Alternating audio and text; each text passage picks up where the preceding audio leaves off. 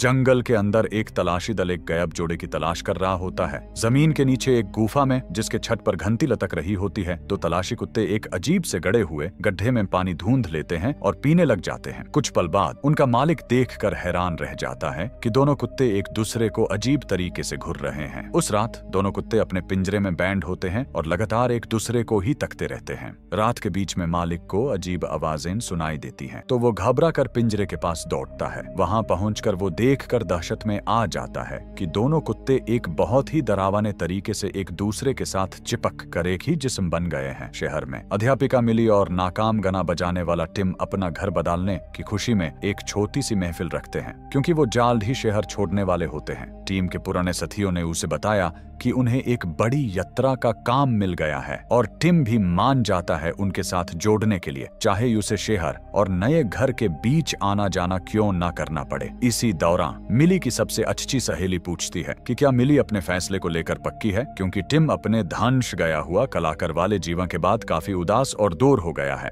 लेकिन मिली सोचती है कि नया घर उनके रिश्ते को बेहतर बना देगा। जब दोनों अपने दोस्तों से विदा लेने के लिए भावना भरा भाषण देते हैं तब मिली अचानक टिम के सामने घुटने टेक कर उससे विवाह का प्रस्ताव दे देती है, वो भी बिना असली अंगूठी के, सिर्फ हवा में बनाकर। टिम इतना हैरान हो जाता है कि कुछ बोल ही नहीं पाता, जिससे माहौल बड़ी अजीब सी शांति में बदल जाता है। जैसे ही मिली उठती है तब टिम धीरे से हाँ बोलता है। रात को बिस्तर पर टिम माफी मांगता है और बताता है कि वो सिर्फ हैरान हो गया था, पर मिली अभी भी नाराज रहती है। वो कह देती है कि टिम काफी दिनों से उसे नजरअंदाज कर रहा है और उससे लगने लगा है कि शायद टिम अब रिश्ते में रहना ही नहीं चाहता। टिम यकीन दिलाता है कि वो मिली से मोहब्बत करता है और अलग नहीं होना चाहता, लेकिन जब मिली उसके साथ थोड़ा प्यार से रहने की कोशिश करती है टिम मना कर देता है। सोने के वक्त मिली हंसी में कह देती है कि सब जानते हैं टिम को उसकी जरूरत ज्यादा है, न कि उसका टिम को। फिर वो मजाक में कह देती है कि उससे नफरत करना टिम को जीवन में सफल नहीं बना देगा। टिम पलटकर उसकी पीठ को घूरता रहता है और मिली कहते कहते उस कीमती चीजों से छुटकारा पाने को बोलती है। तभी टिम जब सामने देखता है तो यूज एक रोने वाली औरत और उसके पास पड़ा एक मुर्दा आदमी दिखाई देता है और बिस्तर धीरे धीरे छोटा होने लगता है। टिम छुपने के लिए कंबल के नीचे दौड़ता है, पर डर के मारे उस औरत का चेहरा उसके बिल्कुल पास आ जाता है। इसी पल टिम चीख के साथ नींद से जाग जाता है। ये सब एक बुरा सपना होता है। नए घर पहुंचने पर टिम मिली से पूछता है कि क्या उससे लगता है टिम उससे नफरत करता है, पर मिली को समझ ही नहीं आता वो क्या कह रहा है। दोनों सामान खोलने लगते हैं और टिम को एक डब्बे में अपने पिता के बिजली से चलने वाले औजार मिल जाते हैं। अचानक टिम को एक बहुत ही बदबूदार चीज की बू आती है। वो पीछे पीछे चलता हुआ ऊपर एक बट्टी तक पहुंचता है। टिम बट्टी हटाकर हाथ अंदर डालता है तो उसे एक मारे हुए चूहे का जिस्म मिलता है। जब वो खींचता है तो उससे एक नहीं बल्कि कई मरे हुए चूहे मिलते हैं, जिनकी पूंछें एक दूसरे में फंसी होती हैं। आखिरी खींचते हुए चूहे के जोर की आवाज से टिम डर जाता है और उसका हाथ छूट जाता है। सारे मरे हुए चूहे नीचे गिर जाते हैं और आखिरी बचा चूहा भी मर जाता है। इन सब लाशों को टिम घर के पिछले हिस्सों से लेकर सीधा जंगल में फेंक देता है। अगली सुबह मिली अपने नए स्कूल में काम शुरू करती है और वहाँ एक अध्यापक से दोस्ती हो जाती है जिसका नाम जेमी होता है। जेमी मिली को बताता है कि वो उसके घर के काफी करीब रहता है। अगर मिली कभी यह इलाका देखना चाहे तो जेमी उसका मार्गदर्शक बन सकता है। शाम को टिम मिली से पूछता है कि क्या वो उसे गाने वाले काम पर छोड़ देगी। मिली कहती है कि वो सिर्फ यूसे गाड़ी से रेल के स्थान तक ही छोड़ सकती है। जब मिली उससे रात को थोड़ा प्यार से पास आने को कहती है टिम माना कर देता है। अगली सुबह दोनों एक साथ पहाड़ी राहें चलते हुए घूमने निकालते हैं, पर कुछ दूर जाकर उन्हें अजीब लगता है क्योंकि रास्ता अचानक समाप्त हो जाता है। टिम एक दूसरा रास्ता ढूंढता है और देखता है कि उसके ऊपर घंटियों की पूरी लाइन लटक रही है। यूस लगता है कि ये घंटियां इस बात का संकेत हैं कि रास्ता सुरक्षित होगा। दोनों कुछ देर तक जंगल में घूमते रहते हैं, लेकिन धीरे धीरे बारिश शुरू हो जाती है तो वो भागने लगते हैं ताकि घर पहुंच सकें। लेकिन भागते भागते वो रास्ते से भ्रमित हो जाते हैं और खो जाते हैं। टीम अपना यंत्र निकाल कर दिशा देखना चाहता है, पर उसे बड़ी मुश्किल होती है क्योंकि यूस पता ही नहीं होता घर किस दिशा में है। आगे बढ़ते हुए टिम का पैर अचानक खिसक जाता है और वो एक गहरे गड्ढे में गिरने ही वाला होता है, पर आखिरी पल में एक किनारे को पकड़ लेता है। मिली तुरंत दौड़कर उसकी मदद करती है। पर टिम का बोझ ज्यादा होने की वजह से मिली उसे खींच नहीं पाती और अंत में दोनों नीचे अंदर गुफा में जा गिरते हैं। टिम का यंत्र टूट जाता है और मिली के यंत्र में कोई संकेत नहीं होता। दोनों को लगता है जैसे गुफा के अंदर कई लोग मौजूद हो और जगह अजीब सी भारी भारी लगती है। टिम अपनी जलाने वाली मचिस जलाता है तो यूज कुछ पुराने फर्नीचर दिख जाते हैं। जल्दी से वो लकड़ी तोड़कर आग लगाने की कोशिश करता है पर कामयाबी नहीं मिलती। उनके पानी की बोतल में अब बहुत हल्का पानी बचा होता है तो टिम उसे मिली को दे देता है और खुद जमीन के छोटे से पानी के तलब से पानी पीता है। कुछ देर बाद वो आग जलाने में कामयाब हो जाते हैं और टिम अपनी साथ लाई हुई मस्ती की बोतल भी खोलता है। स्ट्रेस कम करने के लिए दोनों स्वीकार करते हैं कि वो फिर से धुआं पीने लगे हैं और एक सुत्ता दोनों मिलकर पीते हैं। मिली पूछती है कि टिम कैसे चूहों की बू दूर से पहचान पाता है। तब टिम अपना बचपन का दर्दनाक किस्सा सुनाता है। वो कहता है कि उसके पिता को हमेशा टिम के कमरे से बहुत भयंकर बदबू आती थी। पिता ने कई बार साफ सफाई की पर उन्हें कभी बू का स्रोत नहीं मिला। एक दिन टिम स्कूल से लौटकर आया तो उसने देखा कि उसके पिता ने एक मरा हुआ चूहा ढूंढ लिया है जो बत्ती के ऊपर बस गया था। जब भी टिम बत्ती जलाता था वो चूहा धीरे धीरे पक रहा होता था। बदबू इतनी धीरे धीरे बढ़ती रही कि टिम को अंदाजा ही नहीं हुआ कि ये कुछ अलग ही चीज की बू थी। वही बदबू उस दिन घर में फैली थी जब टिम ने अपने पिता का जिस्म देखा जो बिस्तर के पास पड़ा था और उसकी माँ अजीब सी हंसी के साथ बैठे हुए थी। माँ का दिमाग उस पल पलट चुका था क्योंकि वो रात भर अपने मरे हुए पति के पास सोने की वजह से बदबू की आदत डाल बैठी थी। जैसे टिम एक चूहे की बू का आदी हो गया था वैसे ही माँ अपने पति की बू से बेशरम हो गई थी। ये बताकर टिम रोते हुए चुप हो जाता है। रात के बीच टिम अचानक जाग जाता है जब यूं से अंधेरे में अजीब सी आवाजें सुनाई देती हैं। अंधेरे में बैठे हुए वो घबराहट से कांपते हुए सांस तेज करने लगता है जैसे कोई डरावना जानवर धीरे धीरे उसकी तरफ आ रहा हो। डर के मारे उसकी सांसें फूल जाती हैं। फिर वो गहरी सांसें लेकर खुद को शांत करने की कोशिश करता है और समझता है कि ये सब आवाजें गुफा की दीवारों से आ रही हैं। दीवारें बिल्कुल उसकी छाती की तरह ऊपर नीचे हिल रही होती हैं। जब टिम को लगता है कि गुफा धीरे धीरे उसके चरों तरफ सिकुड़ रही है तभी मिली तेज सांस लेने लगती है और अचानक कुछ हाथ उसके चेहरे को पकड़ लेते हैं। इसी पल टिम जोर से हिचक कर सपने से जाग जाता है। मिली का यंत्र रात भर नामी लगने की वजह से खराब हो चुका होता है। दोनों उठने की कोशिश करते हैं पर उन्हें अपनी टांगों में अजीब सी कसक महसूस होती है। जब वो कंबाल हटाते हैं तो दोनों हैरान रह जाते हैं। उनकी टांगे किसी अजीब चैपचिपा पानी से चिपक चुकी होती हैं। दोनों जोर लगाकर अपनी टांगे अलग करते हैं। ये काम हो तो जाता है लेकिन दर्द इतना तीखा होता है कि दोनों चीख पड़ते हैं। सुबह की रोशनी की मदद से वो गुफा की दीवार पकड़कर ऊपर चढ़ जाते हैं। बाहर आकर दोनों दहशत से देखते हैं कि टांगे खींचने से उनकी त्वचा फट गई है और बेकार सी घाव बन गए हैं। घर वापस आकर मिली टिम से अपनी पीठ दबाने को कहती है। टिम पहले हिचकिचाता है लेकिन फिर हाथ रखता है। जैसे ही वो मालिश शुरू करता है उसे अजीब सा जोड़ महसूस होता है। उसकी उंगलियां इतनी अंदर तक धंस जाती हैं कि मिली को दर्द होने लगता है। जब तक मिली उसे जोर से डोर नहीं धक्का देती तब तक टिम होश में नहीं आता। मिली को लगता है टिम का चेहरा बीमार जैसा दिख रहा है पर टिम कहता है कि वो बस थका हुआ है। इसके बाद मिली गाड़ी लेकर बाजार जाती है। टिम नहाने के लिए झाद के नीचे जाता है पर अचानक उसका पूरा शरीर उसके अपने बस से बाहर जाने लगता है। मिली गाड़ी चलाती हुई जिसे भी दिशा में मुड़ती है। टिम का जिस्म उसी दिशा में हिलता है जैसे कोई उसका शरीर दूर से खींच रहा हो। गाड़ी आगे बढ़ती है तो टिम बार बार दीवार और शावर का दरवाजा से टकराता है। इतना कि दीवार के पठार तक टूट जाते हैं। फिर एक पल में वो होश में न आता है और पीछे गिर जाता है। उसके माथे से लहू बहने लगता है। बाद में टिम वैद्या के पास जाता है। वैद्या तुरंत टिम की माँ के मनस रोग का जिक्र करता है। टिम तुरंत कहता है कि वो अपनी माँ जैसा नहीं है। वैद्या उसे एक ऐसी दावा देता है जो मन को चाहे घबराहट हो लेकिन शरीर को ढीला कर देती है। इससे शरीर और मन के बीच का गलत दौर टूट जाएगा। वैद्या यह भी बताता है कि टिम और मिली बहुत भाग्यशाली हैं क्योंकि इस घर में रहने वाला पिछला जोड़ा गायब हो गया था। घर लौटकर टिम खोज करने लगता है कि वो जोड़ा क्या हुआ। पता चलता है कि वो दोनों सैर को गए थे और कभी वापस नहीं आए। उन्हें ढूंढने वाले अब काम बैंड कर चुके हैं। टिम उनकी जीवन की तस्वीरें और बातें देखना बैंड नहीं कर पाता। वो मिली से कहता है कि जब उसकी मृत्यु हो जाए उसके सब हिसाब मिटा देना। इसी समय जेमी मिलने आ जाता है और रात के भोजन तक रुक जाता है। टिम उससे पूछता है कि जंगल की उन घंटियों का क्या मामला है। जेमी बताता है कि यहाँ एक नए सोच वाला धार्मिक समूह था जिसका सब कुछ वर्षों पहले टूट गया था। मिली और टिम एक दूसरे से मजाक करते करते अचानक तीखे शब्द बोलने लगते हैं। माहौल अजीब हो जाता है।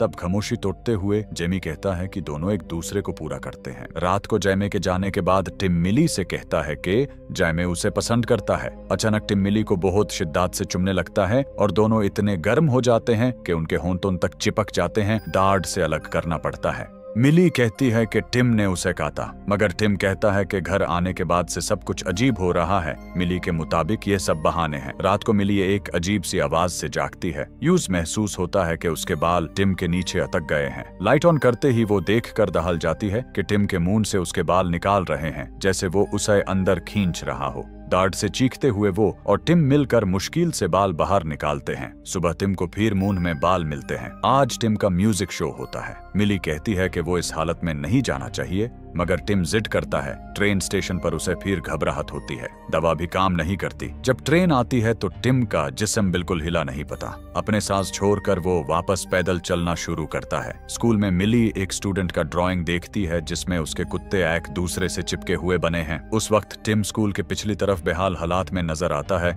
मिली यूज बाथरूम में छुपा देती है। टिम कहता है कि उसने उसे बहुत याद किया।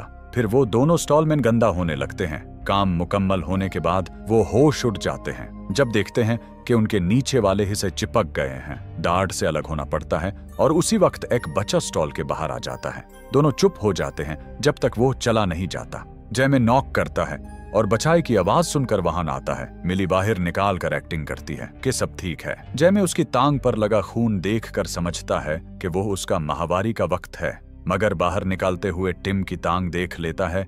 घर जाकर मिली टिम पर चीखती है। टिम कहता है कि उसने उसे मजबूर नहीं किया। मिली का गुस्सा बढ़ता जाता है जब टिम कहता है कि वो सब कुछ छोड़कर उसके लिए यहाँ आया। मिली कहती है कि उसकी पहले कोई जिंदगी थी ही नहीं। वो कहती है कि अगर टिम इतना तंग है तो ये घर छोड़कर चला जाए। टिम कहता है कि वो जा नहीं सकता क्योंकि उसका दिमाग और जिस्म दोनों उसके काबू में नहीं। मिली गुस्से में घर छोड़कर जैमे के पास जाती है, माफी मांगती है और रोते रोते बात करती रहती है। जैमे उसे इंसानों की एक पुरानी हिकायत बताता है कि पहले इंसान 2 चेहरों, 4 हाथों और 4 टांगों के साथ पैदा होते थे, मगर उनकी ताकत देखकर उन्हें 2 टुकड़ों में बांट दिया गया। तब से इंसान अपनी दूसरी आधी रूह को ढूंढता रहता है। जैमे बताता है कि उसका शोहर भी यूज छोड़ गया था और वो आज तक पछता रहा है। इसी दौरान मिली खिड़की में टिम को देख लेती है और वापस घर की तरफ निकाल पड़ती है। टिम उसका हाथ पकड़कर माफी मांगता रहता है।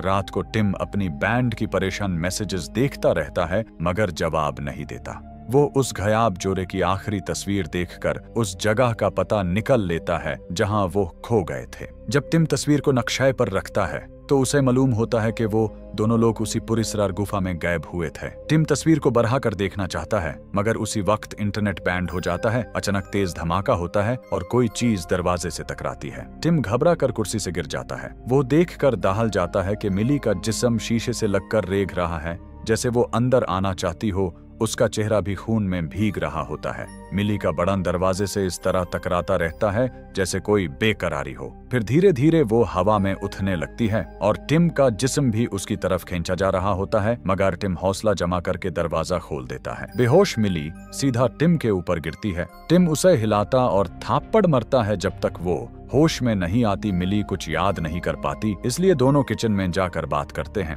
मिली कहती है शायद ये फिट आया हो या वो नींद में चल रही हो, मगर टिम जिद करता है कि कोई अजीब सी ताकत काम कर रही है। टिम कहता है कि गुफा ने पहले उसे मुतासिर किया और अब मिली को भी, और शायद वो भी उन पहले लोगों की तरह गायब हो जाएं जो इस घर में रहते थे। टिम ये सब टेस्ट करना चाहता है, इसलिए वो चाहता है कि दोनों अपने हाथ एक साथ रख कर देखें कि क्या होता है। मिली घबरा कर दूर चल जाती है, लेकिन दरवाजे के बाहर जाकर अचानक रुक जाती है। टिम कहता है कि वो इसलिए रुकी क्योंकि उसके जिस्म ने उसे रोका, जैसे अंदर से कोई खींच हो। टिम कहता है हड्डी में महसूस होती प्यास, जैसे उनके अंदर किसी चीज ने एक दूसरे पर निशान छोड़ दिया हो। टिम कहता है कि उन्हें जवाब के लिए गुफा वापस जाना होगा, मगर मिली कहती है कि वीकेंड पर उसके वालिदैन आ रहे हैं। वो टिम को छोड़कर चली जाती है। उस वक्त टेबल पर जो खून गिरा होता है वो लकड़ी के अंदर सीप करना शुरू कर देता है। रात को दोनों अलग अलग बिस्तरों पर सो जाते हैं। रात के बीच टिम की आंख खुलती है जब उसका जिस्म गायबाना ताकत से फर्श पर घसीटा जा रहा होता है। वो दीवार पकड़कर खुद को रोकता है। दूसरा दरवाजा हिलता है और मिली गिरती हुई उसके पास आती है, जिसका जिस्म अजीब तरह मुड़ता है। उनके हाथ फाइनली मिलते हैं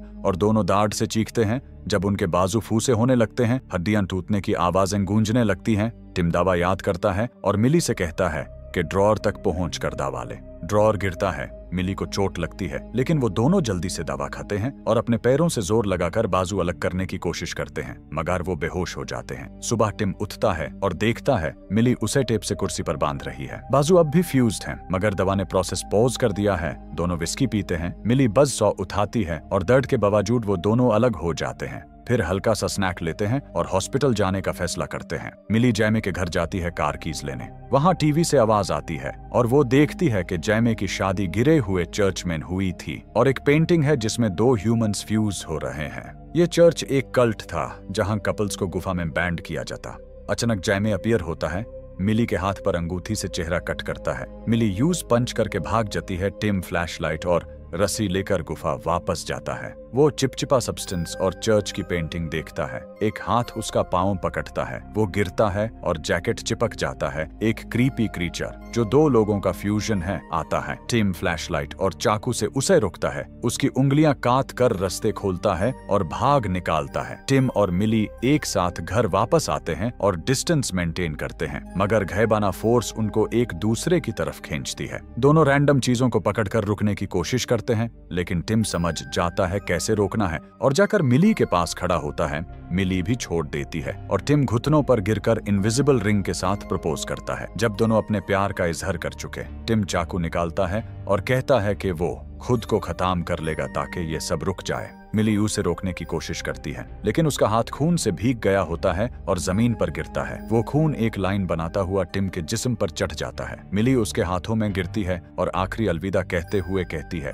जैसे खून टिम के चेहरे तक पहुंच रहा हो। टिम उसका जिस्म पकड़कर रोता है, उसकी मौत पर घम से भर गया। कुछ ही मिनट्स बाद मिली हैरान होती है जब वो घर के अंदर आंख खोलती है। वो नीचे देखती है और पाती है कि टिम ने उनके बाजू फूस कर दिए हैं ताकि वो जिंदा रहे। टिम उसका फेवरेट म्यूजिक चला देता है। दोनों अपने कपड़े उतारते हैं और डांसिंग शुरू कर देते हैं। जैसे ही वो किस शेयर करते हैं, उनका जिस्म धीरे धीरे और ज्यादा ग्रोटेस्क तरीके से फूसे होने लगता है। यह प्रोसेस धीरे और दर्दनाक है, मगर काम करता है। इस दौरान इंटरनेट वापस आ जाता है और टिम का आखिरी अपलोडेड फोटो सोशल मीडिया पर दिखाई देता है, जो उन दोनों का है। नए घर में वीकेंड पर मिली के वालिदैन विजिट के लिए आते हैं और नए बेल पर घंटी बजाते हैं। दरवाजा खुलता है और उनके सामने मिली और टिम का परफेक्ट फ्यूजन खड़ा होता है, बिल्कुल फ्लॉलेस।